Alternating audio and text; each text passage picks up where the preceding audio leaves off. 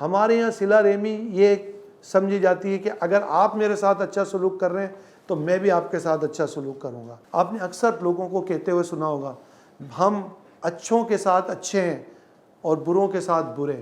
اگر آپ اچھے ہوتے تو آپ ہر ایک کے ساتھ اچھے ہوتے، آپ اچھوں کے ساتھ بھی اچھے ہوتے، آپ بروں کے ساتھ بھی اچھے ہوتے۔ جہاں آپ کے رشتہ دار نے آپ کو کسی بات سے محروم کیا، آپ کی بے عزتی کی، اب آپ رشتہ داری قائم رکھتے ہیں یا نہیں رکھتے، دیکھا اس وقت جائے۔ کیوں؟ ڈیفینیشن یہی ہے کہ جو تمہیں محروم کرے تم اسے عطا کرو، جو تم پر ظلم کرے تم اسے معاف کرو، جو تم سے توڑے تم اس سے جوڑو۔ ہمارے یہاں اکثر شادی کے معاملات ہوتے ہیں، یہاں تک کہ بہن بھائی پابندیاں لگاتے ہیں کہ تم نے فلاں بھائی کو بلایا تو میں نہیں آؤں گی۔ بھائی پابندی لگاتا ہے کہ تم نے فلاں بھائی کو بلایا تو میں نہیں آؤں گا۔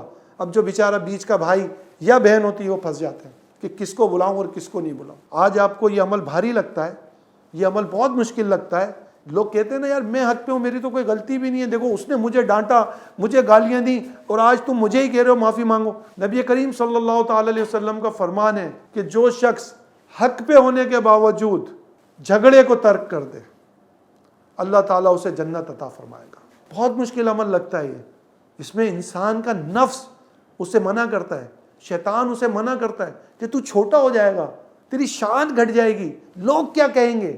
جو صلہ رحم ہوتا ہے لوگ اس کی عزت کرتے ہیں، معاشرے میں اس کا مقام ہوتا ہے، اللہ کے ہاں وہ مقبول لکھا جاتا ہے۔ چاہے غلطی ان کی ہے پھر بھی آپ رشتہ داری کو جوڑیں۔ اللہ کے حبیب صلی اللہ تعالی علیہ وسلم کا ارشاد ہے، جو شخص یہ چاہتا ہے کہ اس کے مال میں برکت ہو اسے چاہیے کہ وہ رشتہ داروں سے حسن سلوک کا معاملہ کرے، اور جو شخص یہ چاہتا ہے کہ اس کی اولاد میں برکت ہو اسے بھی چاہیے کہ رشتہ داروں سے حسن سلوک کرے۔ جو شخص یہ چاہتا ہے کہ اس کی عمر میں برکت ہو اسے بھی چاہیے کہ اپنے رشتہ داروں سے حسن سلوک کرے۔ اللہ کے حبیب صلی اللہ تعالی علیہ وسلم نے فرمایا کہ اللہ تعالیٰ چند لوگوں کی وجہ سے، کچھ لوگوں کی وجہ سے دنیا میں رزق تقسیم کرتا ہے۔ صحابہ اکرام علیہم رضوان نے فرمایا یہ کون لوگ ہیں؟ اللہ کے حبیب صلی اللہ تعالی علیہ وسلم نے فرمایا یہ وہ لوگ ہیں جو رشتہ داریاں قائم کرتے ہیں، جو رشتہ داریاں نبھاتے ہیں،